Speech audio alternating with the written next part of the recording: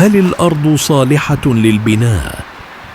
لنكتشف معا كيف نعرف الأرض الصالحة بعد نزول الأمطار. إذا بقي الماء فترة طويلة فهذا يعني ضعف التصريف ومشاكل مستقبلية في البناء. إذا امتصت الأرض الماء بسرعة فهي مناسبة للبناء والاستثمار. لا تنخدع بمظهر الأرض الجاف، المطر يكشف الحقيقة.